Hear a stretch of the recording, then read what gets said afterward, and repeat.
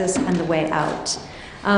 As many of you know who come to our talks, we have a mailing e-newsletter that if you're not already on our list, a sign-up sheet is going around. Please put your name down so we can tell you about our many events. I'd like to introduce Professor Frank von Hippel, who is a professor here of Public and International Affairs and one of the co-founders of Science and Global Security. He's also the co-chair of the International Panel on Fissile Materials, a word I just learned today. It's not fissure, it's fissile. And he'll be introducing our guest speaker. I will ask that after the talk is done and the question and answer period starts, if we could preference our students, because this is the Woodrow Wilson School and we would like them to have a chance to ask questions. And I would ask that the questions be kept to the subject of the talk today and not deviate from what we're talking about. Thanks. Thank you very much, Elizabeth. My job is to introduce the ambassador. Ambassador Mousavian is an associate research scholar in the Woodrow Wilson School's program on science and global security. And he received his PhD in international relations from the University of Kent in the UK.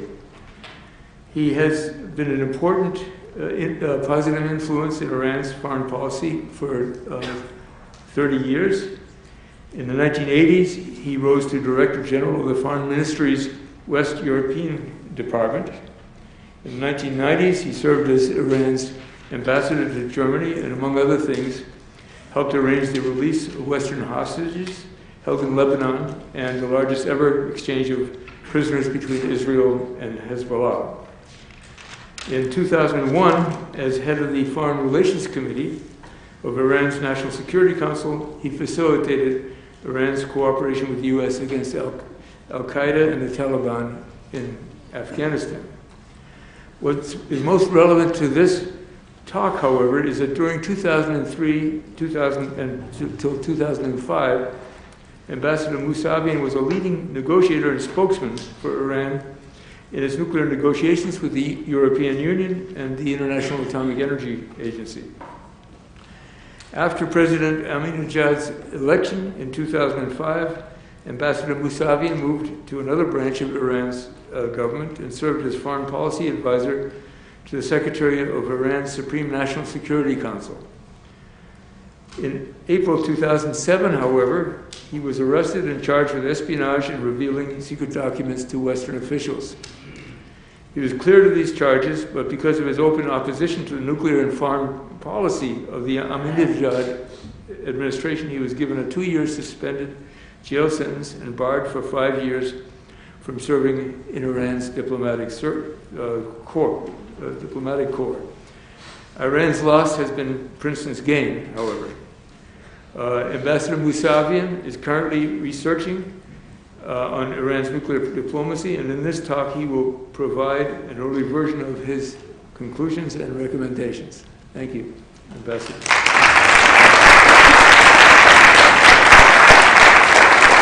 Thank you, Frank. Thank you, Barbara. Before I begin, I would like to express my deepest gratitude to Dean Christina Paxson, directors and colleagues of the Program of Science and Global Security, the Liechtenstein Institute for Self-Determination, the Department of Near Eastern Studies, and Ambassador Kurtzer for their generous support for my work at Princeton University.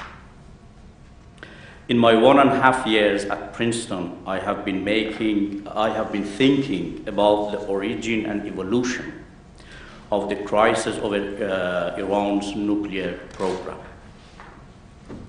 This program has been the single most critical problem in the relationship between the international community, specifically the United States, and Iran since 2003. For some years, I have been also involved in the diplomatic efforts to find a resolution to the dispute over Iran's nuclear program and improve relationship between Iran and the West. But the 8 years of negotiation on Iranian nuclear issue has failed, and the issue remains deadlocked. Today, I would like to share with all of you some of my thoughts and ideas about how we can create a policy of political and diplomatic engagement with Iran that can end the present deadlock, bring the present nuclear crisis to a peaceful and successful end, and create a basis for improved Iran-US bilateral relations. Let me begin by highlighting the history of how Iran set out on the nuclear road, and then deal with the current situation. Finally, I will offer a modest set of suggestions for a way forward. Pre-Islamic Revolution era. Iranian nuclear activities predate the current crisis and even Iran's 1979 revolution. In the 1960s, the US laid the foundations for a nuclear Iran through a program named Atoms for Peace. As part of this, Americans built the first nuclear facility in Iran, the Tehran Research Reactor, in 1967. As part of Atoms for Peace, the US trained many Iranian students in nuclear science.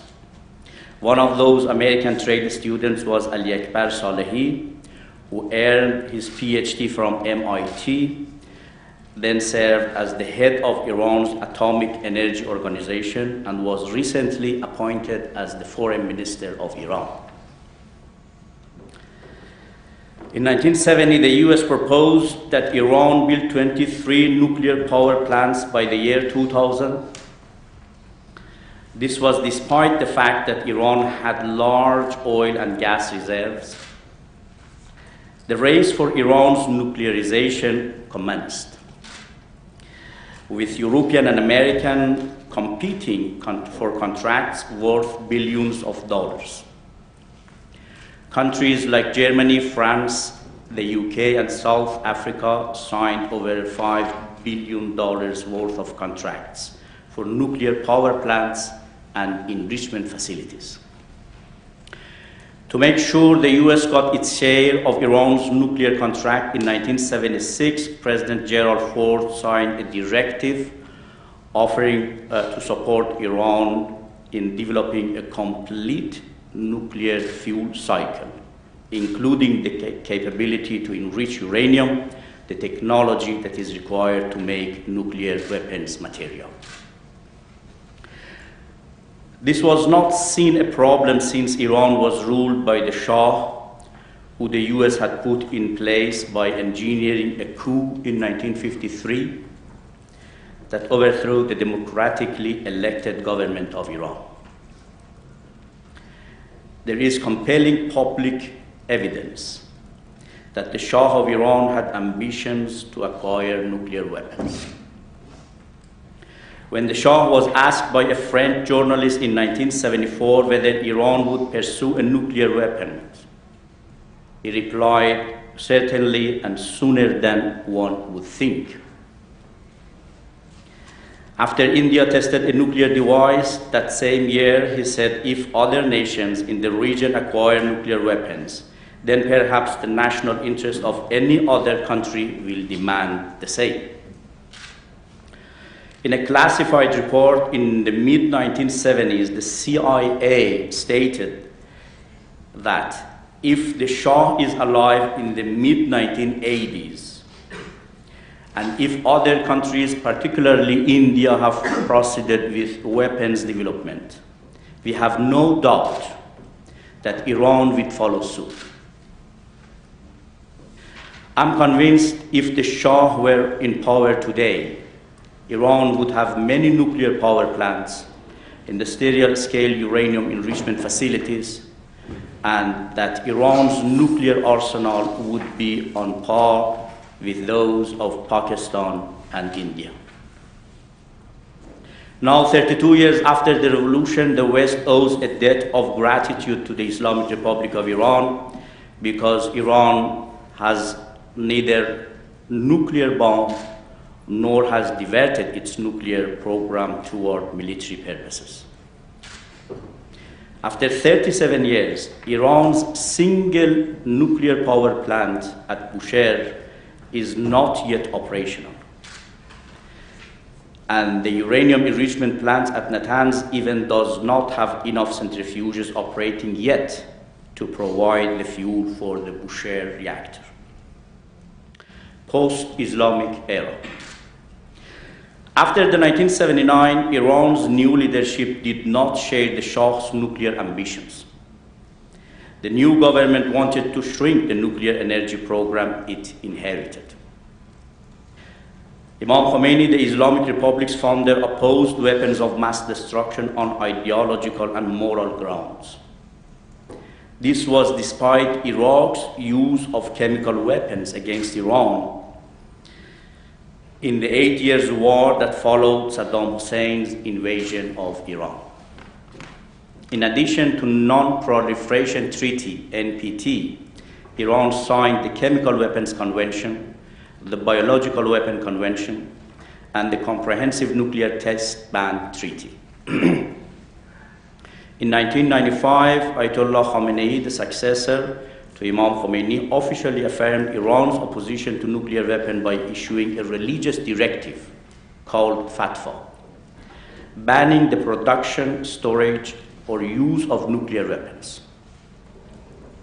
Despite these facts, the Western countries began to restrict export of advanced chemical, biological, and nuclear technology to Iran.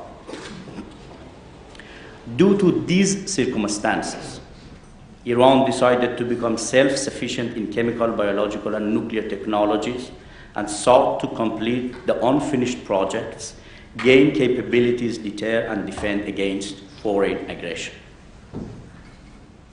Faced with similar conditions, it's hard to see how any other nation would have proceeded differently. The nuclear crisis. The nuclear crisis dates back to early 2003, when Al-Baradei, the Director General of International Atomic Energy Agency, IAEA, visited the Iranian nuclear facility at Natanz and announced that Iran was now among the 10 nations that had uranium enrichment capability. In the summer of 2003, the IAEA Board of Governors passed a resolution expressing concern that Iran had not been fully transparent about its nuclear enrichment program, among other things. It set a deadline for Iran to take corrective measures and comply with other requirements. Since 2003, Iranian policymakers have sought to deal with the demands from the IAEA and from the Western countries, while protecting Iran's interests. While there have been important differences in how Iranian policymakers have seen and handled this problem, there has also been a strong element of continuity.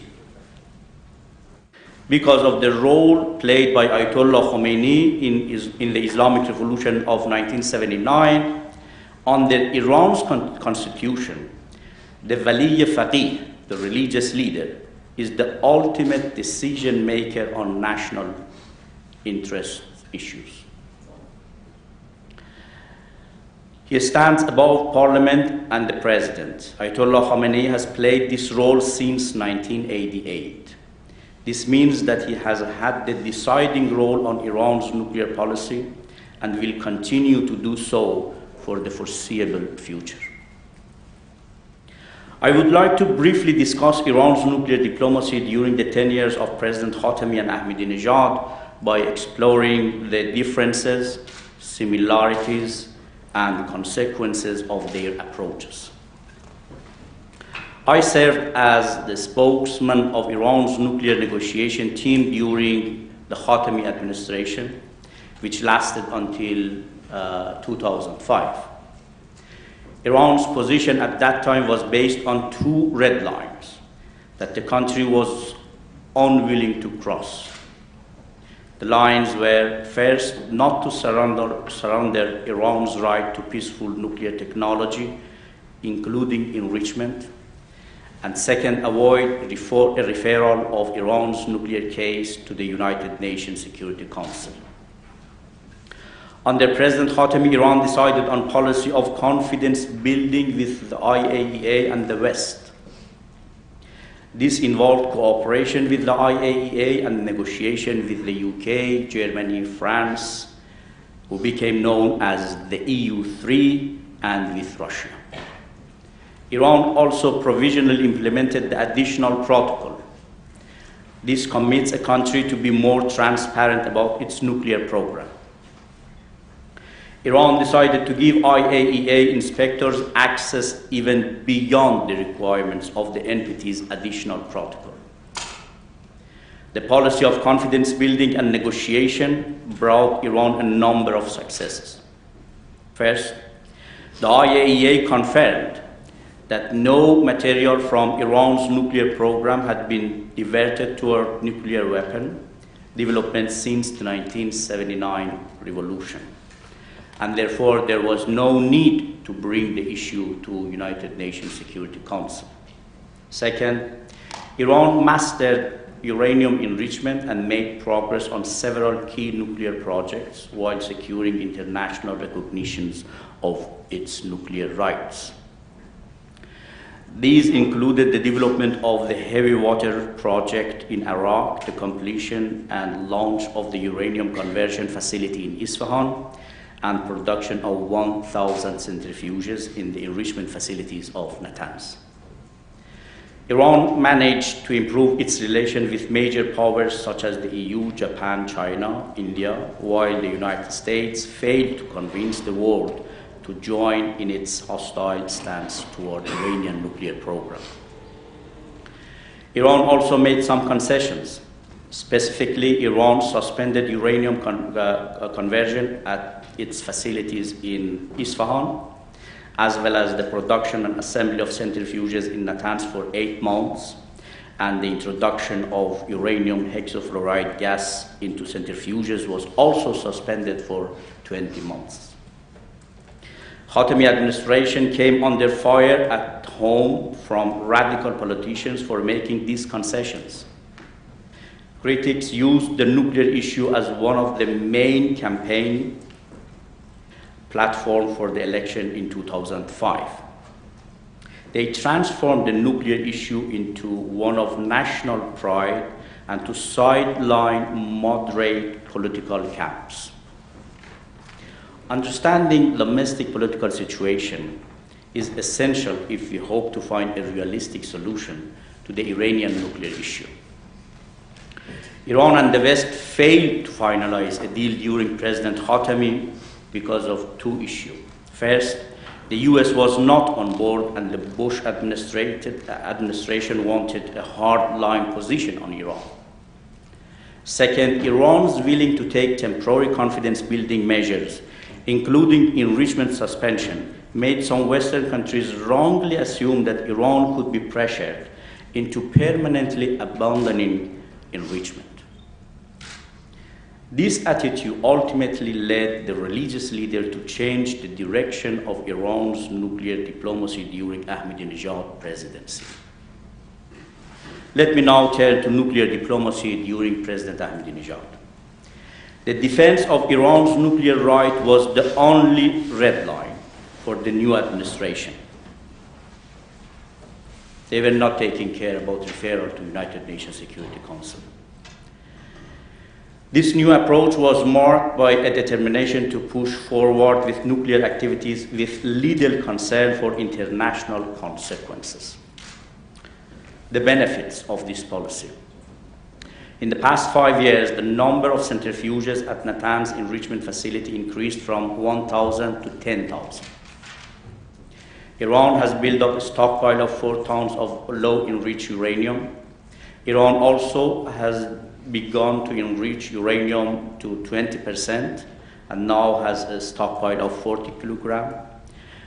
And the most important achievement of this policy was demonstrating to the international community that Iran's nuclear program was irreversible. But the costs of this policy. First, Iran's nuclear program became a recurring issue on the agenda of the IAEA Board of Governors. Second, the United Nations Security Council has passed 6 resolutions on Iran's nuclear program.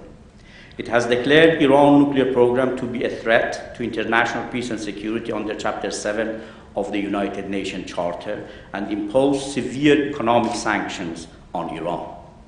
Third, the suspension of uranium enrichment has been transformed from a voluntary confidence-building measure into a mandatory one by the United Nations Security Council resolutions. Fourth, the IAEA and United Nations Security Council resolution now demand effectively unlimited access to Iran's nuclear program. Fifth, major powers such as Europe, Russia, China, India, and Japan have joined the American bandwagon in supporting and implementing increasingly stringent sanctions on Iran beyond those dictated by the United Nations Security Council. 6, Iran's neighbors have become more hostile toward Iran's nuclear program. The recently published WikiLeaks cable reported the King of Saudi Arabia repeatedly urging the United States to attack Iran and encouraging the US to cut off the head of the snake. Mutual concerns. What is Iranian concern? First, international recognition of Iran's legitimate right to nuclear technology within the framework of the NPT, including enrichment. Second, I should mention also Iran has, this has been the red line, enrichment and the rights of Iran has been the red line since before the revolution and will remain the same in the future regardless of who rules Iran. Green movement or radicals or conservatives or principalists, it doesn't make difference. Second, assurance of its own security and the security situation of the Persian Gulf and the Middle East. The major concerns of Iran's negotiating partner, the US, UK, France, Russia, China, and Germany, known as 5+1 countries, and of Israel, include, first, Iran is technically capable of producing enough highly enriched uranium for a weapon in the next few years, if decided to do so. Second, the risk that Iran's nuclear program will prompt other countries in the Middle East to pursue nuclear option of their own. Third, an Iranian nuclear capability would change the region's security balance, including ending decades of Israel's nuclear monopoly in the region. Of course, Israelis also, they consider this program as a threat to their existential issue. Present situation, where we are now. At present, the 5+1 countries are officially following a sanction plus negotiation diplomacy based on the United Nations Security Council resolutions. Unfortunately, the US, Europe, and possibly Russia are pursuing a sanction plus sabotage plus negotiation policy. Iran, on the other hand, continues to welcome diplomacy while defying the Security Council resolutions. It continues its enrichment program and urges and argues that the nuclear issue has been resolved. Iran wants to negotiate on global issues to resolve regional and international problems. What are the options of 5+1 countries? The first option is military strike. Military strikes by the US or Israel would likely have disastrous effects and unmanageable consequences for all those concerned. Iran would use its resources to quickly spread the conflict through the Middle East and even the entire Islamic world. Anti-American sentiments in the Muslim world would increase. Iran would attempt to block the Strait of Hormuz, causing oil price to skyrocket. Iran would quit its talks with the 5+1 countries, withdraw from the NPT, and expel all inspectors from its nuclear sites. A military attack would likely convince radicals in Tehran that it really does need a nuclear deterrent, changing its currently peaceful nuclear policy into a military program. Option 2 is continue with sanctions. Sanctions levied against Iran by the US and the UN Security Council thus far have failed to alter Iran's nuclear policy. Despite the unilateral and multilateral sanctions in the last 32 years, Iran has been able to acquire long-range missile, nuclear, chemical, biological capabilities and technologies. Some Iranian hardliners, in fact, welcome the sanctions, branding them as a gift of God to the Iranian nation. They believe sanctions will strengthen the autonomy of the Iranian economy and serve the national interest of the country. Option 3 is sabotage. The New York Times has reported that the much publicized Stuxnet war was designed at Israeli nuclear facilities as a joint American-Israeli project to sabotage the Iranian centrifuge program. In addition to cyber sabotage, at least 2 nuclear scientists were assassinated in Iran between 2008 and 2010. I believe the assassination and sabotage policy is also counterproductive for the process of negotiation and engagement because it heightens mistrust. It encourages Iran to act in a more belligerent way to show that it would not be cowed, and it pushes Iran toward going for a nuclear bomb as a deterrent.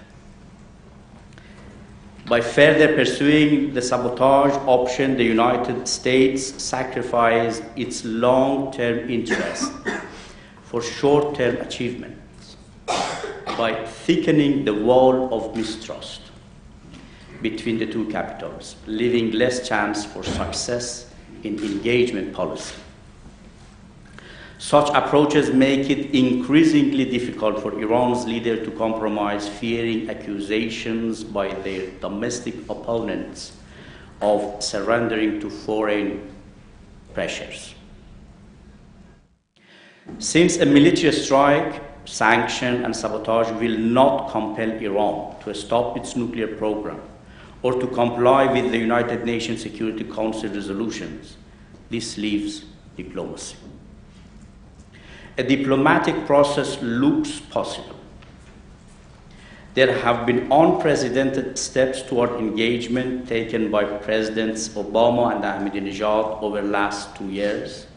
The two sides have exchanged letters and voiced tentative support for direct talks without preconditions. These efforts have nevertheless failed because neither side has proposed a comprehensive package on bilateral, regional, and international issues that addresses the concerns and interests of both parties. A comprehensive package. The 5+1 country wants a step-by-step process involving small steps to build confidence and provide a temporary compromise. They argue this will lay the basis to eventually discuss an enduring solution for the Iranian nuclear issue. Iran sees this approach as a way to make Iran give ground on individual issues without ever making clear how such concessions fit into the bigger picture. As a result, Iran wants to be sure of the entire game plan, including the end goal, before committing itself to anything. A roadmap to realistic and lasting solution. First, I believe there is already a foundation for the final agreement. We have the NPT, Non-Proliferation Treaty, as a base, but we have more. Is the fatwa by Iranian Supreme Leader that prohibits the production, storage, or use of nuclear weapons. President Obama also said after Iran confirms to world the peaceful intents of its nuclear program, the US would accept their rights for a peaceful nuclear program under the Nuclear Non-Proliferation Treaty, and that would remove the sanctions and would allow them to fully enter the international community. Also, we have a statement by Secretary of State Hillary Clinton. Recently, she has stated, Iran can enrich uranium at some future date once they have demonstrated that they can do so in a responsible manner in accordance with international obligations. Second, it's first necessary to remove the United Nations Security Council resolutions, which have become a major obstacle to any face-saving solution. The resolutions have demanded mandatory and indefinite suspension of Iranian enrichment program, unlimited access for IAEA inspectors even beyond the requirements of NPT and its additional protocol for indefinite period, and sanctions. Iran also challenges the basis of the Security Council sanctions. The Council can only sanction Iran based on a threat to international peace and security if and when it's proven that Iran's nuclear program has been diverted toward military purposes. Since 2003, however, the IAEA has confirmed in 25 reports and resolutions that there has been no diversion of material from Iran's nuclear program to weapon purposes. To clarify the legitimacy of the Security Council demands, Iran should request an arbitration panel of independent justices to review whether the Security Council is allowed to impose sanctions for the violation of an IAEA safeguard agreement. This would help to end the current impasse in which there is no chance that Iran would accede to Security Council resolutions.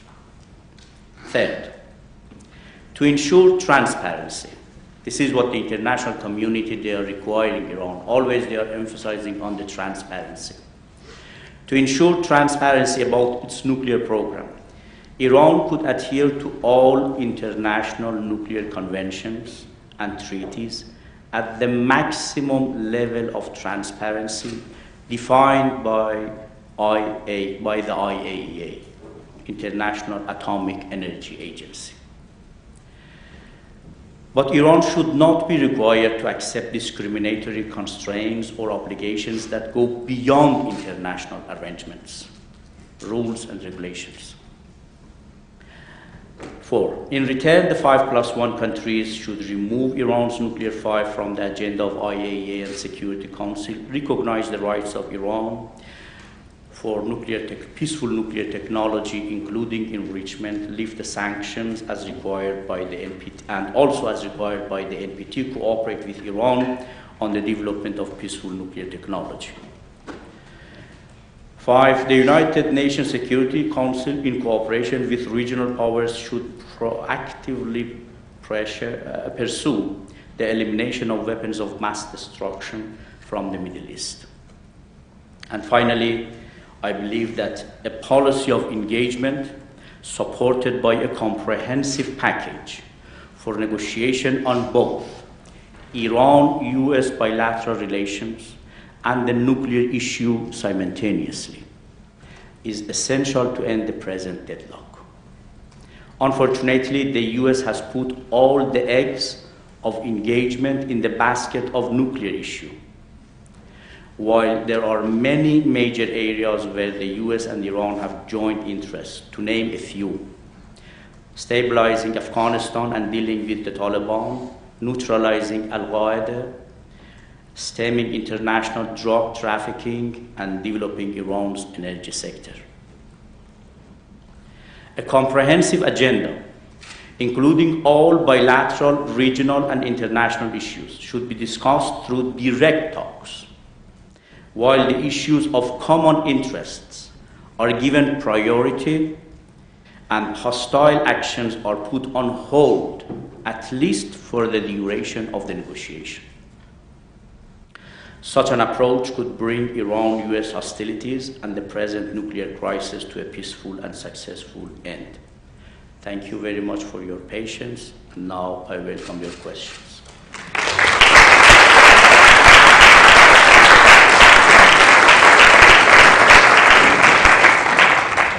There are two microphones here. If people are interested in asking questions, and we would like to give priority to students for those questions. And the questions should be on the topic of nuclear negotiations with Iran. Thank you.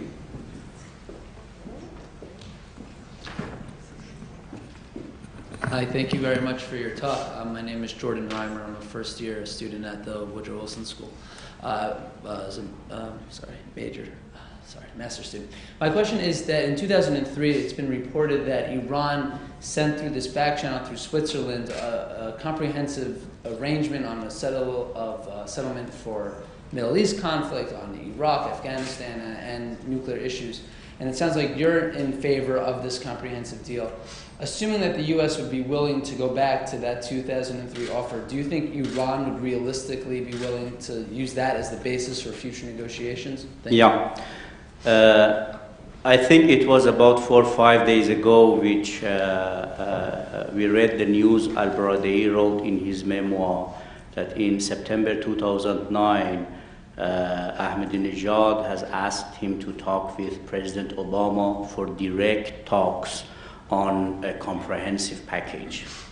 And this was officially announced, and Iranian government also did not deny. As far as I'm informed, they are looking for this approach. I mean, they are not going to discuss a piecemeal process, just one issue. They want to discuss all bilateral and regional and international issues, concerns of the United States and concerns of the Iranian side in one package.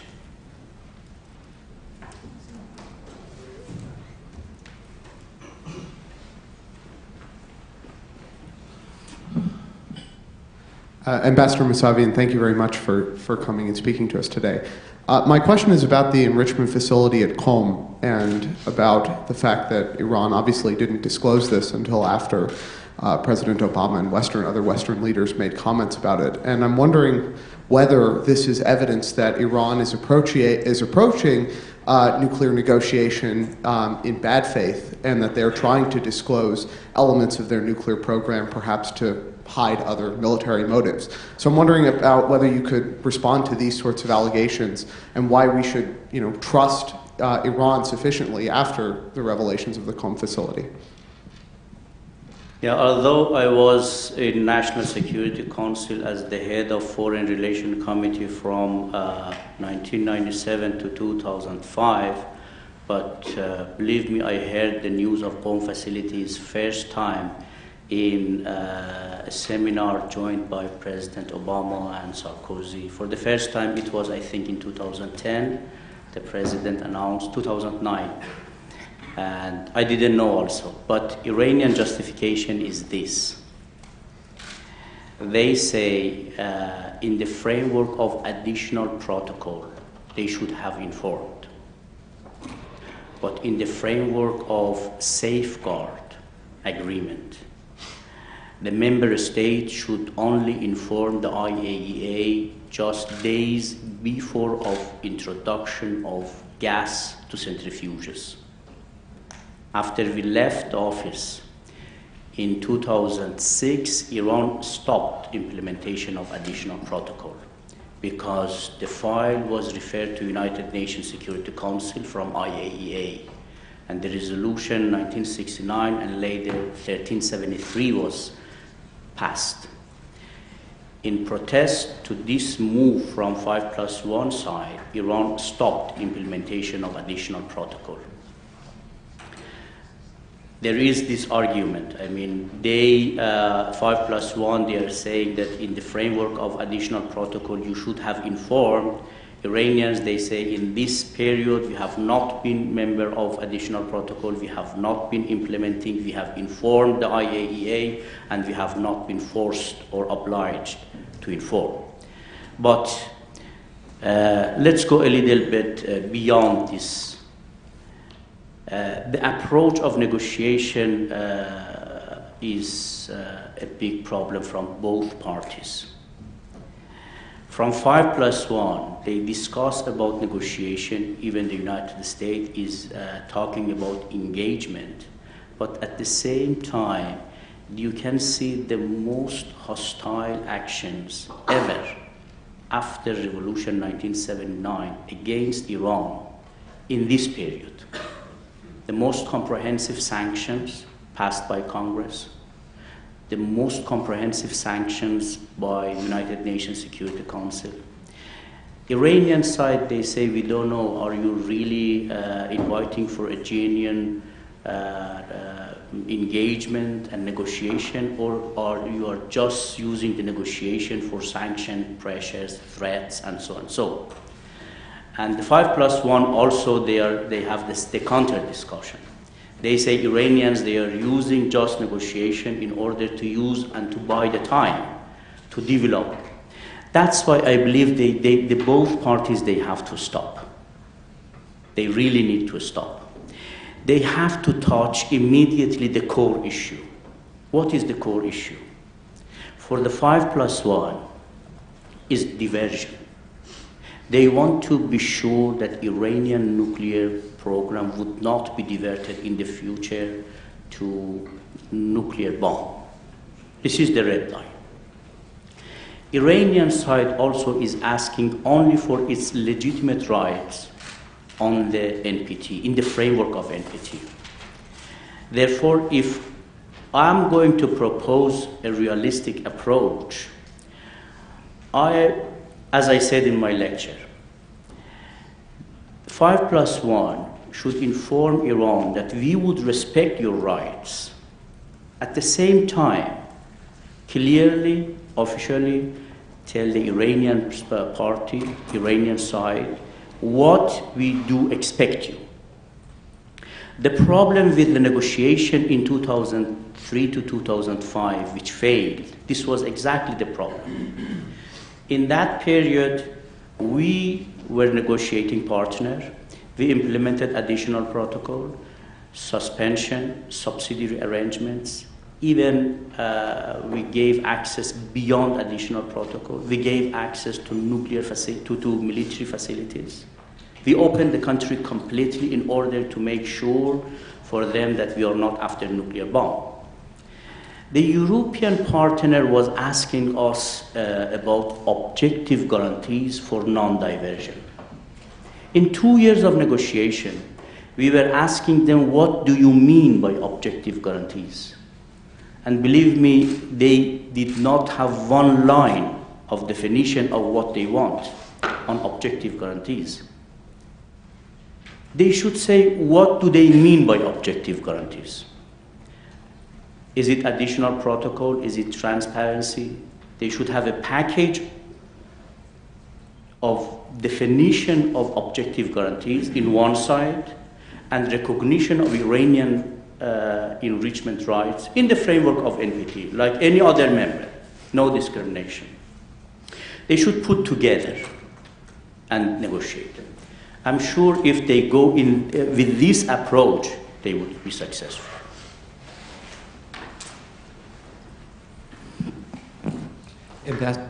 Ambassador, thank you for your talk.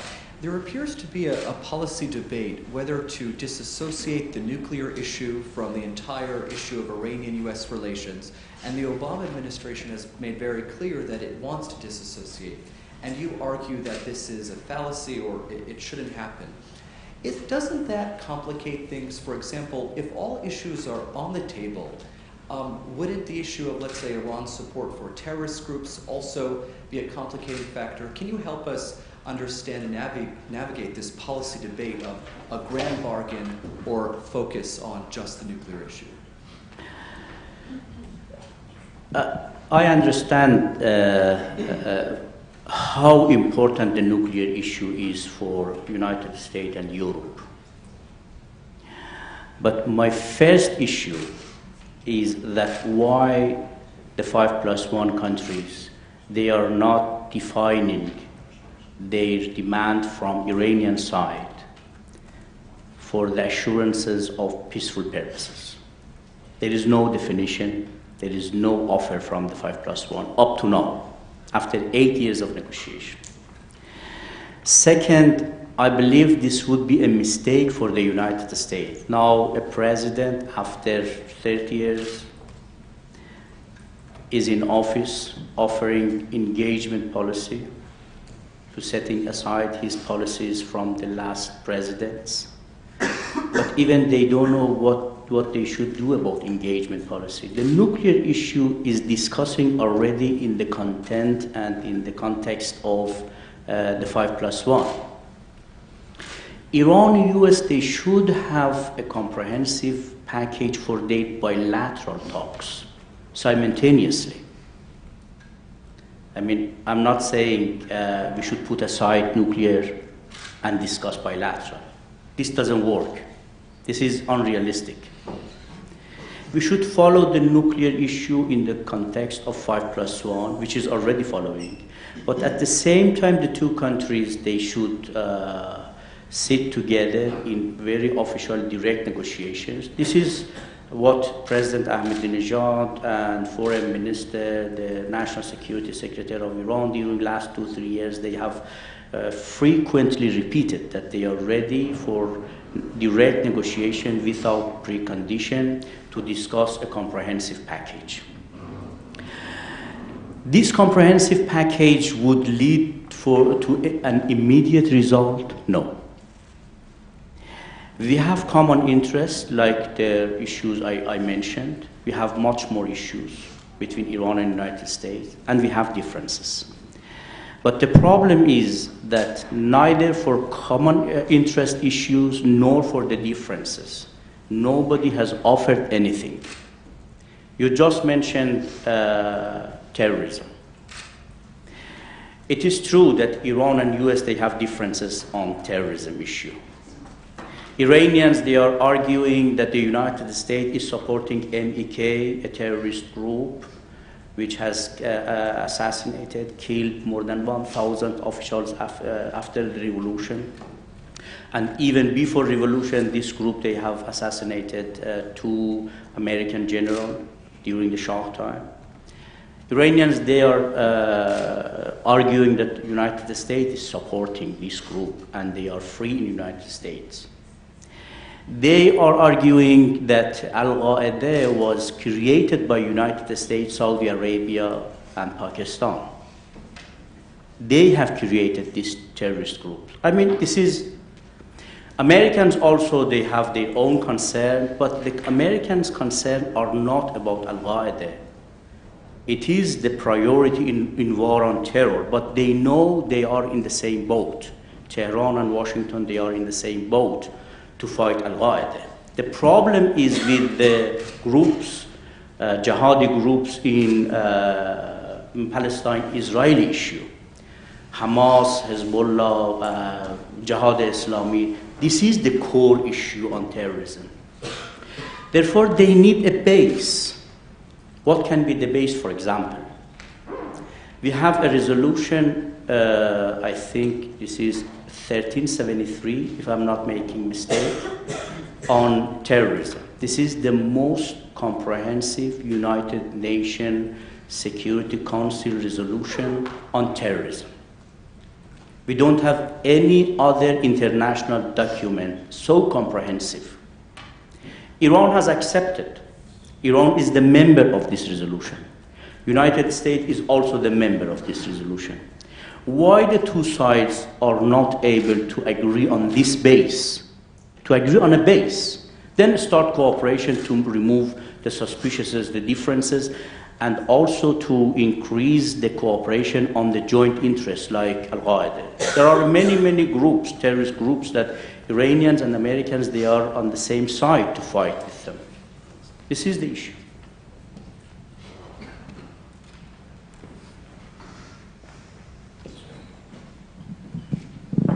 Ambassador. Thank you very much for coming to speak to us. I had a question about the right to enrich. You alluded at the start of your talk to the fact that the Shah had aspired to have nuclear capability for Iran, possibly civil, possibly weapons as well, notwithstanding the fact that Iran was rich in oil and gas. Secondly, the P5+1 assert that the Bushehr reactor only requires a limited amount of enriched fuel which can be supplied externally, and that the program that Iran has of nuclear enrichment, if fully realized, would create enriched fuel for any number of nuclear plants, none of which have been built and would not be built for years to come. So given these two aspects that people talk about, could you maybe explain to us what it is that drives either privately or what is declared publicly Iran's desire to enrich on its own terms with its own facilities? Thank you. The first is a mistrust to Western promises about providing nuclear fuel. Iran already had a contract for $1.2 billion with France on joint enrichment plan. Iran paid for this before revolution. After revolution, France neither paid the money back nor implemented the contract. This was the same with other European, South Africa. Therefore, there is a history of mistrust. Iranians, they really don't know if they trust and they stop everything. Tomorrow, the international community would provide the fuel for the Bushehr or other consumptions, because they have differences on other issues, from peace process to human rights. They have a lot of problems. And look at Bushehr issue. 37 years for one power plant. Iran paid over $3 billion in 1975 to Germany. Almost 90% of the plant was completed until 1979. For 10% they stopped. Even they did not return the money back. And they left it for 10 years, 15 years. Then Iran signed the contract with Russia. Russia was supposed to complete it within 3, 4, 5 years. Now this is more than 15 years, still is not completed.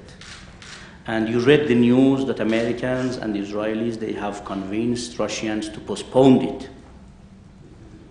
Therefore, this is the basis of mistrust.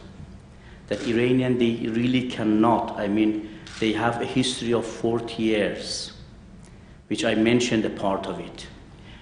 We had war, during 8 years war. This is just recent history. This is not 200, 300 years old. This is just about 20, 30 years old. Chemical weapon convention was used by Saddam Hussein. Thousands of Iranians, they were injured and killed during the war. And the West was supportive of the aggressor. This is the mindset of Iranian nation. That they have seen, even they are supportive of aggressor like Saddam. They are supportive of use of weapons of mass destruction. Iran was the first victim of use of weapons of mass destruction weapons after the Second World War. And still the injuries of chemical weapons, they are dying in Iran. Each week they have, or each month they have one funeral. This is the mindset, this is the problem. Sorry, just a very quick supplementary. I'm sorry. On the need to enrich, Yeah. What is driving Iran's need to enrich, given its abundant oil and gas supply? No, this is different. This is different. If you read the directive of General Ford in 1976, which I mentioned, I didn't want to read all the directive, but a part of it, it says Iran needs nuclear power plant because this is clean energy. because of the energy, the environment, and also we need Iran to save energy in order to export, not to consume inside. All these logics in decades 1970 still exists. And more important is a precedence. They are telling Iranian side that because as I said, there is no diversion, there is no nuclear bomb. Even Israeli intelligence service, the head of outgoing head of Israeli intelligence service said this would take until 2015 if they decide today. Therefore, there is no immediate threat. The problem is with trust. This is the problem. Iranians' argument is this. They are saying, do you want us to be a member, a committed member of international community, to stay with all conventions of weapons of mass destruction or not? We would say yes. Then they say, today you are telling us, as far as you have the capability in nuclear issue and we do not trust you, you should be deprived of this. Okay. Tomorrow this can happen about chemical issue because Iran has capability. And Iran is the member of a chemical convention. And the day after this can happen about biological weapon convention. Because they do not trust Iran, then they should deprive Iran from all rights foreseen in international weapons of mass destruction conventions, and only asking Iranians to be committed for the limitations. This is not possible. This is not possible. I've heard some people argue that rather than economic sanctions, it would be better to promote business and economic relations between the West and Iran. Do you see the promotion of business having any impact on Iran-U.S. relations? Yeah, I'm sure this would facilitate. I'm sure this would facilitate the decreasing of tension between the two nations. I mean, the sanctions, why I have been always against the sanctions. Because the sanctions are really biting the nation, the people. And even today, the nation, the Iranian people, they are paying the cost of sanctions.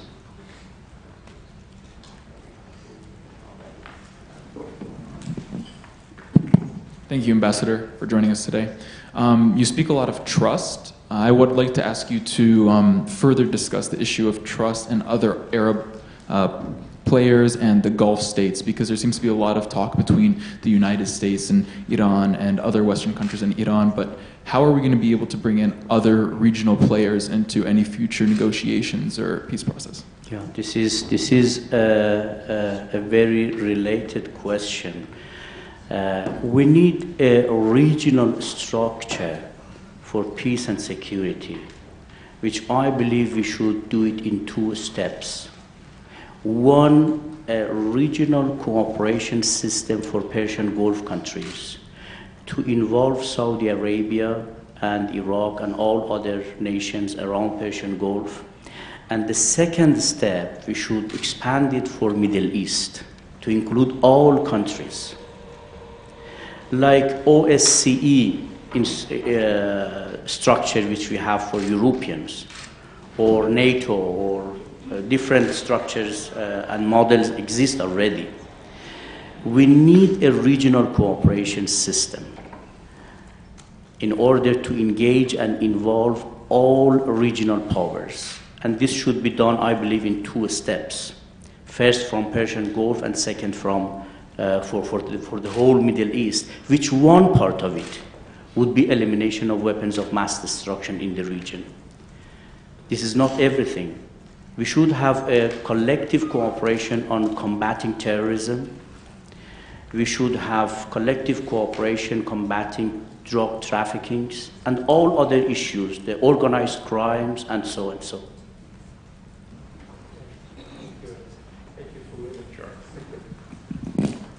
Mr. Ambassador, This question is about what it's like to do your job. As you, over the years, went into session, and I presume session after session, what is your mindset as you come to a meeting? I mean, do you expect success, or do you expect failure, or more of the same? And how do you conclude, boy, that was a good meeting? Or you know, what's it like to do that for the years and years that you've been doing it?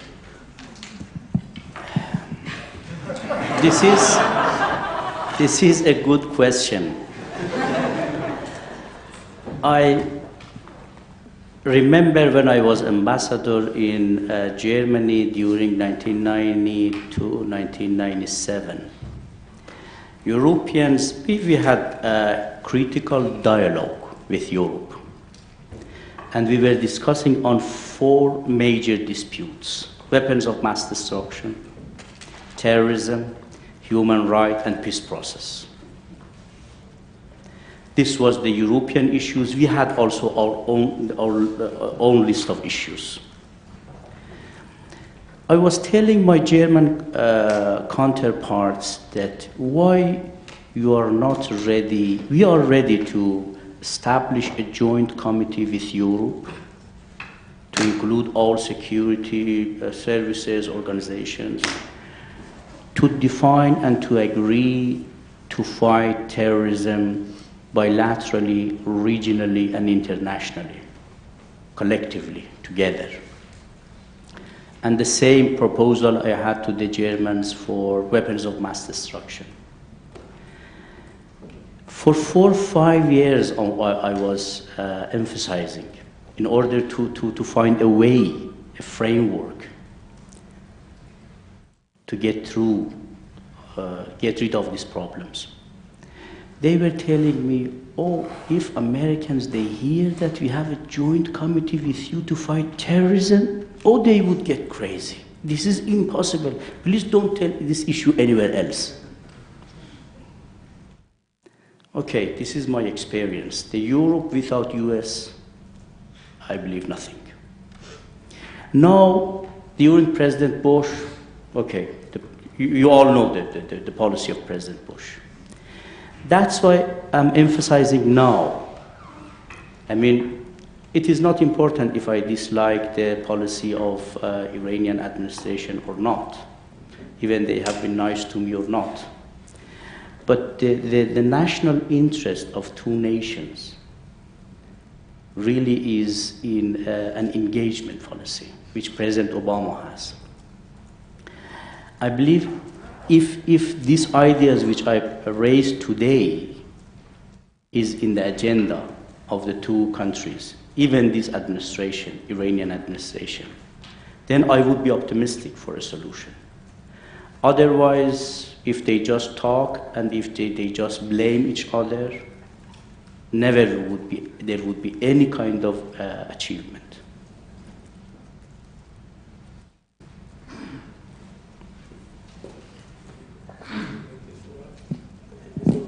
Okay, thank you. Sorry to ask a second question, but it sounds like from what you're saying, the way out is that Iran and the U.S. would agree that the IAEA inspections could continue, and under the NPT and under the normal, any country is required to have IAEA inspection under the NPT. Is that correct, sir?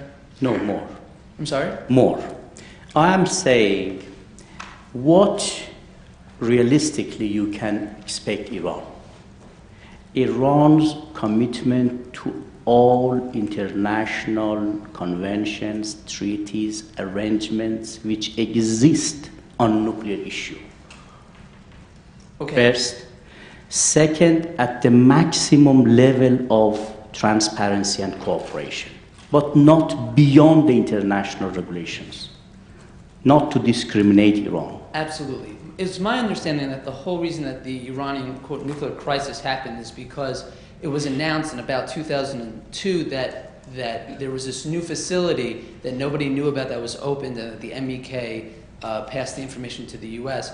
Isn't the whole idea that Iran's been secretive about its nuclear program, and as my colleague said about in 2008, this Qom facility, and that Iran isn't agreeing to standard NPT IAEA inspections. And isn't that the real impasse that created this whole thing? I don't see how Iran would be willing to go to that as part of this way out. See, the first part is the legal argument of Iranian side, which I have already myself discussed with the technical people in the IAEA in Vienna. In 2002, Iran was not member of additional protocol. By subsidiary arrangement, you need to inform IAEA 24 or 48 hours before the introduction of gas to centrifuges for building, construction, assembly, producing the centrifuges, running. You do not need to inform.